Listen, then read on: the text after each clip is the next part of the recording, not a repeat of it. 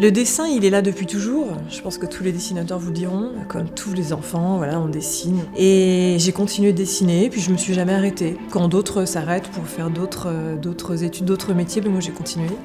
Et ça a fini par être mon métier.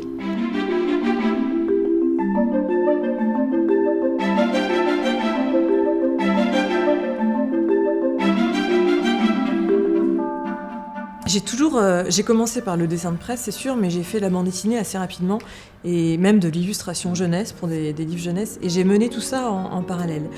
Ce qui occupait principalement ma vie, c'était le dessin de presse pendant plusieurs années, et les week-ends ou pendant les vacances, je faisais des albums de bande dessinée, c'était ma récréation.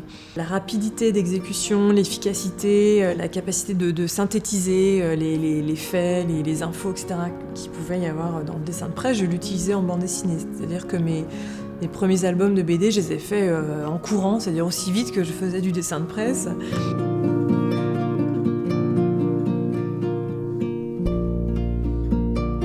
Et je me souviens avoir vraiment beaucoup appris dans la presse à pas s'encombrer du superflu, vraiment aller droit au but, faire attention à l'expressivité. Moi, mon dessin repose là-dessus, quoi. J'ai pas un dessin réaliste, même si parfois les décors, là, dans mes derniers albums, c'est plus posé qu'avant, mais mon dessin repose sur le mouvement.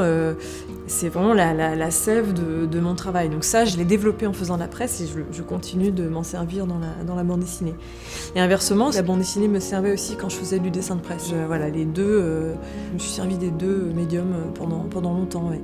Et peut-être que mon dessin ralentit un tout petit peu quand je dessine maintenant des albums de bande dessinée, mais c'est pas plus mal parce que je dois toujours miser sur la rapidité, l'efficacité, est-ce que je peux pas m'exprimer un peu plus doucement. C'est ce qui s'est passé dans la légèreté ou les grands espaces où je ralentis un petit peu le rythme et finalement ça me convient. Ça correspond sans doute à plusieurs âges. Charlie, je suis rentrée, j'avais 25 ans, j'en suis sortie à 35. Là, j'ai bientôt 40 ans, faut que je me calme un petit peu. La vieille qui parle.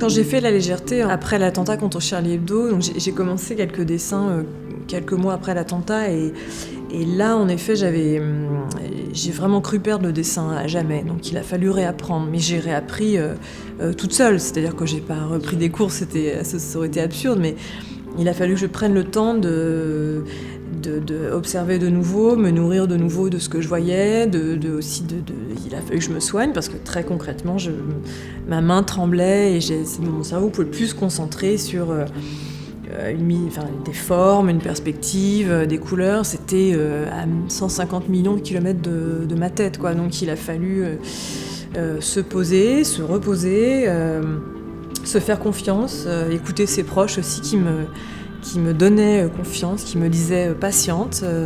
Et donc j'ai attendu et le dessin est revenu.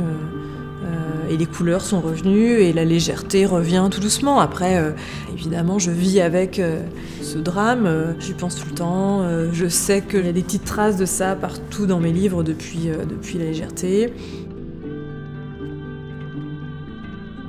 Et même Delacroix, le dernier qui est sorti, il y a une volonté il y avait un désir de couleur et de flamboyance.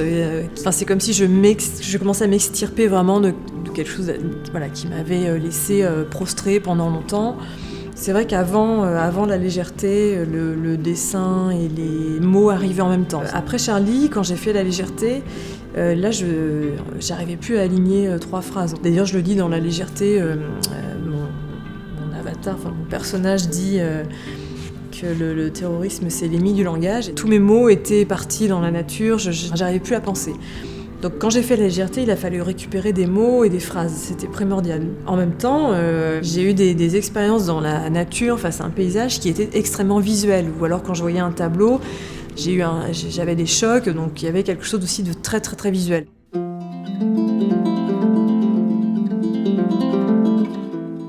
Ça c'est l'encre de Chine, ouais. Pour avoir un beau noir. Attendez, je vais me concentrer. Je vous réponds juste après. Ça, c'est Delacroix qui est en train de peindre. Je le fais très cambré, comme un chevalier peintre. Il y a un tableau de lui que j'aime bien, c'est Dante et Virgile aux Enfers. Un tableau littéraire. Ça me fait, déculpabiliser. Moi qui puise toujours mon inspiration dans la littérature, je me dis, bon, bah voilà, je suis pas toute seule. Delacroix le faisait aussi. Ça me fait réfléchir, ça me fait progresser. Quand je dessine après Delacroix, je continue d'apprendre, en fait, en regardant comment il compose, comment il a placé la couleur. Ça permet de pas dessiner toujours la même chose. Enfin, c'est facile, dans la BD, d'avoir un peu des tics de dessinateur. Ça vient vite, quoi. Donc de regarder les grands peintres, que ce soit des peintres classiques ou des peintres de la Renaissance ou même des peintres beaucoup plus modernes, ça me fait apprendre, ça me fait avancer.